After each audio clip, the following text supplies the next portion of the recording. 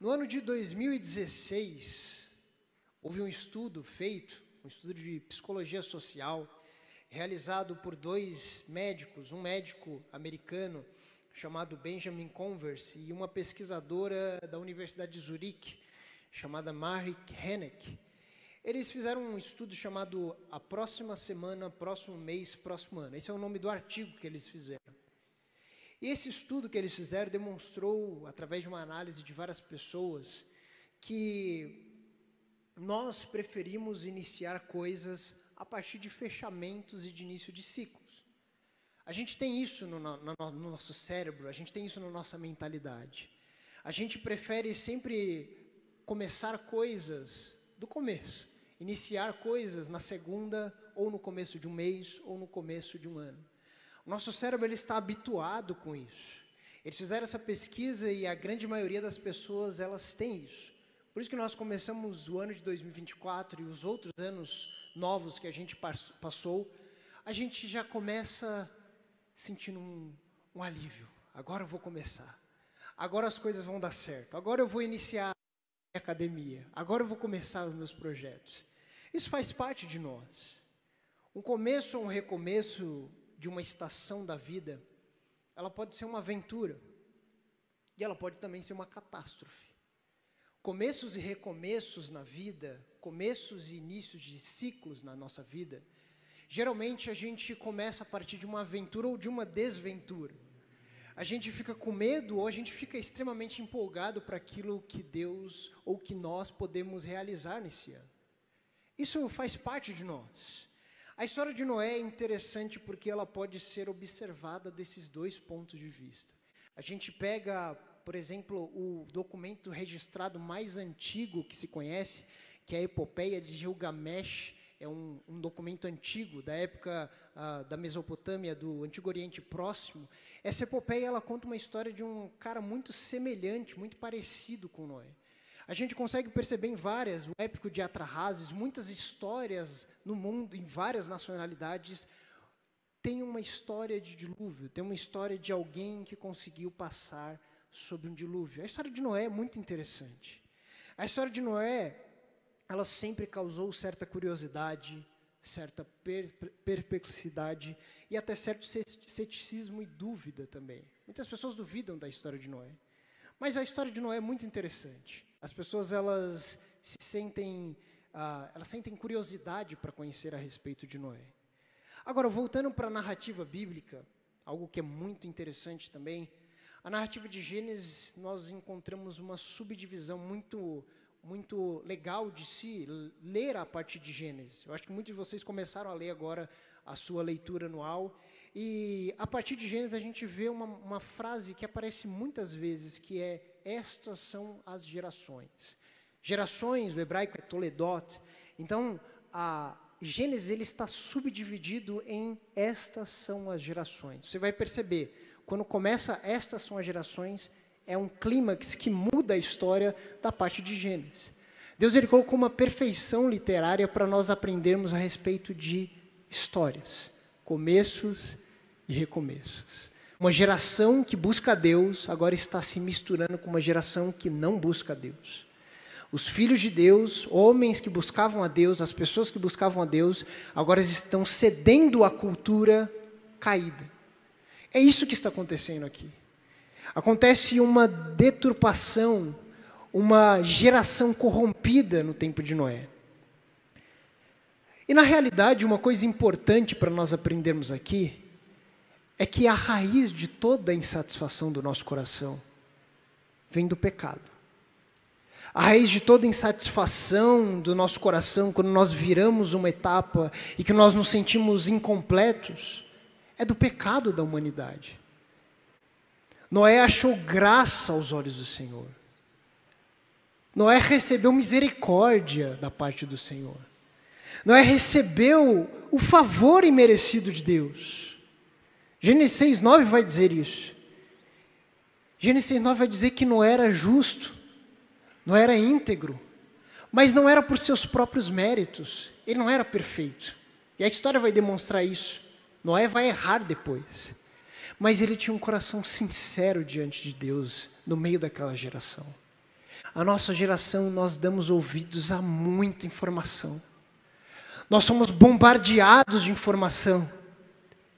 Eu não quero de forma alguma generalizar, mas nós damos ouvidos demais a personalidades, a redes sociais, a tendências, a cursos, a coisas e mais coisas que tentam constantemente transformar aquilo que nós somos. Você constantemente procura uma coisa na internet e já começa a aparecer diversas coisas tentando fazer você ir para lá. Nós nos tornamos um produto da sociedade atual. Nós somos um produto. Sempre há formas melhores de ficar mais rico. E você, desesperado, sempre está buscando muitas coisas. Eu não estou aqui falando que nós não devemos estudar, nos dedicar, fazer cursos, mas estou falando que muitas vezes essas coisas começam a reger a nossa vida. Como conquistar mais seguidores. Olha, como você morar num lugar melhor, porque esse lugar que você está morando é uma porcaria. Saia do Brasil, saia da sua cidade, vá para tal lugar, eu vou te ensinar o inglês para você viajar para tal país, eu vou te ensinar tal coisa para você trabalhar da praia. E você começa a ser saturado dessas coisas. Olha isso, são cursos extremamente necessários, você precisa fazer esse curso. São inúmeras possibilidades para subsistir. É nossa necessidade de subsistir. Eu preciso ter o pão até o mês que vem. Esse é o nosso coração influenciado por todas as coisas ao redor. O problema não é nós realizarmos cursos, estudarmos, fazermos. Isso é bom. O problema é quando essas coisas, sejam boas ou sejam ruins, começam a reger a nossa vida. Começam a pegar o nosso trilho e colocar a gente numa direção que Deus não pediu. Nós abrimos nossas redes sociais e nós queremos ser algo que Deus não falou para nós sermos. É isso que nós aprendemos aqui na história de Noé. Noé deu ouvidos a Deus. Por mais maluco que foi o pedido de Deus, a ordenança de Deus, Noé deu ouvidos a Deus. Não à sociedade. Às vezes o nosso subconsciente começa a ser influenciado. De tanto ouvir essas influências, de tanto ouvir essas vozes. E a pergunta que eu faço para cada um de nós, em começos e recomeços, e nesse começo de ano, afinal de contas, o que é que Deus, o Criador dos céus e da terra, tem mandado você fazer? Na realidade, muitas vezes, quando Deus pede algo para nós, isso geralmente é uma obra redentiva para a nossa vida. Não é para você ficar mais rico. Não é para você ficar mais famoso. Não é para você ficar mais maromba, mais fitness. É uma obra redentiva. É uma obra de redenção para a sua vida. É isso que Deus estava falando aqui para Noé. Em 1536, uma história muito interessante, João Calvino, que foi um grande reformador francês, ele estava indo para Estrasburgo, estava indo da França para Estrasburgo, na Alemanha, e ele queria lá estudar, ele estava fugindo por conta da perseguição, das guerras que estavam acontecendo, e ele indo para essa cidade, o caminho estava fechado, porque o rei Carlos, do Império Sacro-Romano, Carlos V, e o rei Francisco I, eles estavam tendo uma guerra naquela região. Ele teve que ir para Genebra. Ele desceu ali para a Suíça, foi para Genebra, e ele ia passar uma noite em Genebra. Nessa noite em Genebra, Guilherme de Farel, que era um outro reformador francês que estava na Suíça, soube que Calvino estava lá. Ele não era tão conhecido, mas ele escreveu muitos livros e escreveu coisas para defender uma reforma na igreja. E Guilherme de Farel vai aonde ele está, ele descobre o lugar que ele estava pernoitando e ele vai lá conversar com Calvino. E ele fala assim: Calvino, você precisa ficar aqui em Genebra. Você precisa estar aqui, você precisa exercer, você precisa, com seu chamado, abençoar esse lugar, cuidar de pessoas, ensinar. Você precisa estar aqui. E Calvino disse: não, eu tenho outros planos. Os planos dele era ir para Estrasburgo, estudar. Ele queria uma vida calma, tranquila. Ele queria ir para lá. Era isso que o seu coração apontava. Eu quero estudar, eu quero escrever livros, eu quero ir para lá. E Guilherme de Farrell, provavelmente inspirado pelo Espírito de Deus, falou para ele que os seus estudos e a sua vida seja amaldiçoada se você não obedecer. Pesado isso. E Calvino disse na sua biografia, ele diz que ele sentiu o dedo de Deus apontando para ele. O dedo de Deus fazendo assim. Calvino então fica em Genebra, e para quem gosta de estudar a história da Reforma Protestante, Calvino transformou a Europa. Ele ficou ali naquela cidade e transformou inclusive a língua francesa influenciada pelos estudos de Calvino. Quando Deus manda você fazer alguma coisa, é melhor ouvir, é melhor obedecer, é melhor preparar as coisas para fazer aquilo que Deus pediu para nós realizarmos. Qual é a arca? Qual é? Interessante que na biografia de Calvino fala que falar de Calvino é falar de Genebra. Falar de Noé é falar da arca. E falar de você? E falar de você? Qual é a grande obra? Quais são as grandes obras que Deus está pedindo para você realizar nesses começos e recomeços? Você tem ouvido e você tem andado atento à voz de Deus? Você tem dado ouvidos mais ao que o mundo está falando? Mais ao que as notícias estão falando? Mais o que as tendências estão falando? Ou aquilo que Deus está dizendo ao seu coração? Você vem aqui sentar no banco da igreja, senta domingo após domingo, ouvindo palavra, é muito bom ouvir palavra, mas o que você está fazendo com isso? O que você está fazendo com a vida devocional, com a sua vida de oração?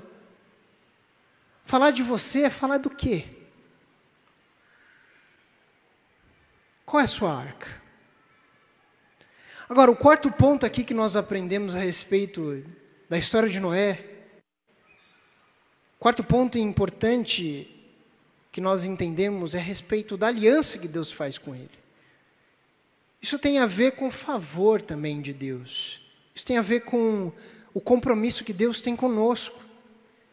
Gênesis, quando a gente lê ali, o versículo 18, vai dizer: mas com você estabeleceria a minha aliança. A palavra berit, aliança, é a primeira vez que na Bíblia é escrita a palavra aliança. E esse significado tem um sentido muito profundo. Deus coloca dentro da arca a família de Noé. Nada mais vale a pena. Nada mais faz sentido. Mas a família faz. O favor de Deus faz. A aliança de Deus faz. A palavra e a determinação de Deus faz. O status, as coisas ficaram para fora. Nenhum reconhecimento, nenhuma casa, nenhum carro, nenhum luxo. Nada disso. Qual bem material substitui um tempo bom com a sua esposa? Qual bem material substitui um café, um bolo com seus pais? Qual bem material que nós conseguimos substituir um passeio com seus filhos, por mais caótico que seja? Qual bem material consegue substituir isso? O que realmente sobra quando nós estamos chegando ao fim da vida? A família. A família. A família é uma instituição santa diante de Deus. Deus, ele coloca isso como crucial para começos e recomeços. E não era simples para Noé. Deus está realmente fazendo uma recriação com Noé. Se nós podemos falar que Gênesis é a criação, a história de Noé é a recriação.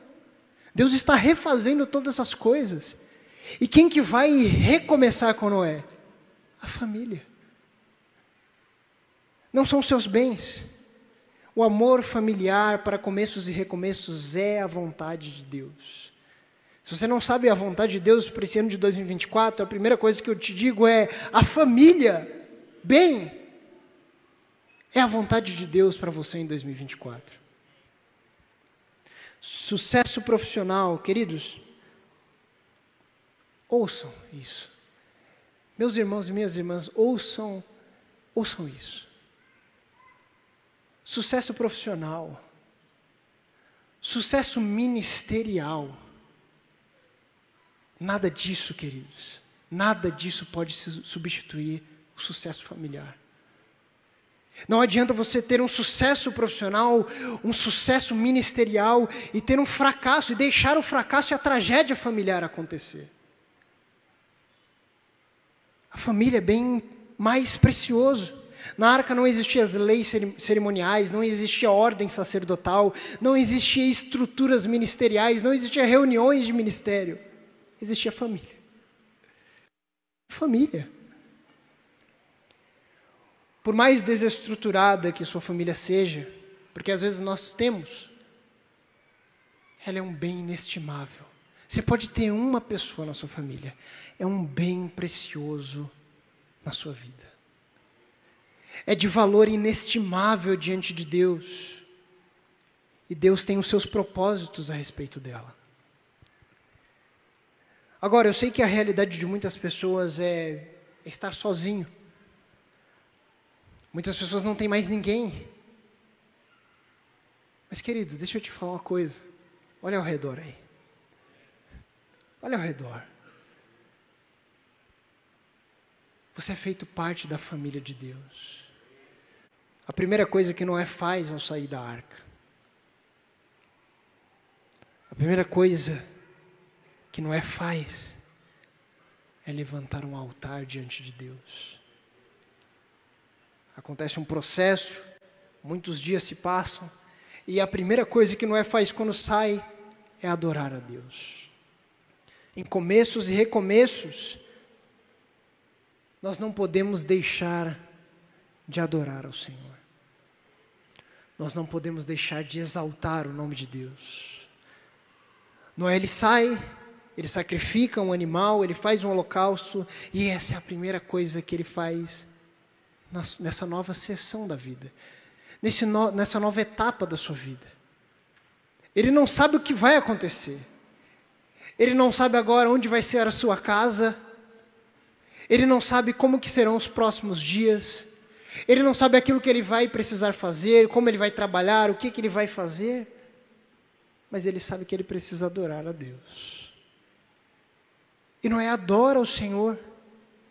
Em começos e recomeços, queridos, nós precisamos adorar a Deus. Agora, dessas lições, o favor de Deus, ouvir a voz de Deus, a aliança de Deus conosco e a família. Você tem tudo o que você precisa. No ano de 2024, nessa nova etapa, você tem exatamente tudo que você precisa. Não é dinheiro, não é status. Você tem tudo. Você tem todas as coisas diante de você. Se você está aqui, você tem o favor de Deus. Você tem um compromisso de Deus, a aliança de Deus. Você tem uma família, ou de sangue, ou de espírito. Você tem tudo. Você tem tudo para começar essa nova etapa da sua vida da melhor forma possível. Esses são os princípios. Nós temos o favor, nós temos a voz de Deus, nós temos uma aliança, nós temos uma família. O que nós podemos fazer é obedecer, agradecer, agir segundo a vontade de Deus, segundo a voz de Deus, e amar, cuidar da família. Essa é a vontade de Deus para nós em começos e recomeços. Esse é o desejo de Deus para nós.